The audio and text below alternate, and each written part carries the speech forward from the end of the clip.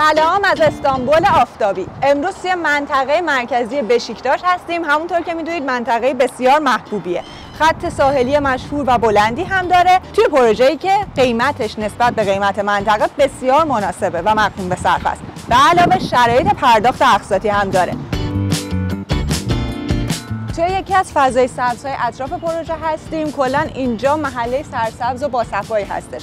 بشیکتاش کلاً یکی از مناطق بسیار خوب بخش اروپایی استانبول محسوب میشه. خیلی سطح بالا هستش و محله‌های مشهوری مثل ببک، آرناواتکوی و اتیلر توی این منطقه قرار گرفتن. و واقعاً پیدا کردن یه پروژه با همچین کانسپتی و همچین سبک ساخت و سازی خیلی سخت است. علاوه خصوص که پروژه جدید مد نظرتون باشه.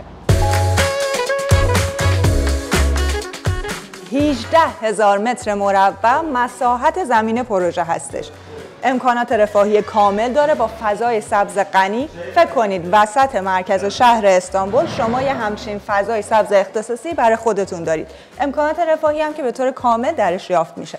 750 متر تا مترو فاصله دارید، 10 دقیقه تا ایستگاه تاکسی های دریایی بوسفور و 5 دقیقه پیاده تا پارک ماچکا میتونید برید.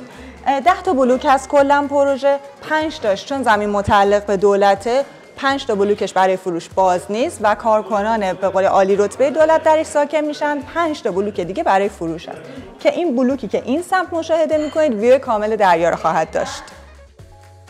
یکی از مسائلی که مناطق مرکزی مثل بشیکتاش همیشه دارن مسئله جا پارکه.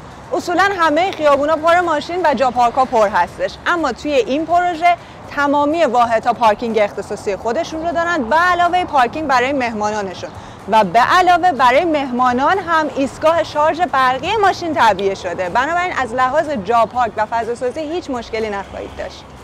محوطه پروژه رو می‌بینید پشت سر من. کار ساخت و سازش داره به سرعت انجام میشه. شما میتونید تو این پروژه واحدها 1 خواب تا 6 خواب داشته باشید. موارد دوبلکس هم موجوده. موارد 2 خواب به بالا میتونید دوبلکس خریداری بکنید. منظره پروژه توی واحدهای 4 خواب به بالا منظره بوسفور خواهد بود و واحدهای دیگه منظره محوطه و فضای سبز را خواهند داشت. تحویل پروژه سال 2025 هست و همینطور هم که می‌بینید دارن به سرعت کارش انجام میدن. پروژه واقعاً عظیم و خاصی هستش. خب پروژه امروز هم که دیدیم، همونطور که گفتم مجدد هم میگم پیدا کردن همچین کانسپتی توی این محله واقعاً سخت و نایابه. اگر علاقه‌مند هستید به اطلاعات بیشتر از این پروژه و جزئیات دیگه به علاوه اینکه شرایط نقد و اقساط هم داره، با مشاورین فارسی زبان ایست تامس تماس بگیرید.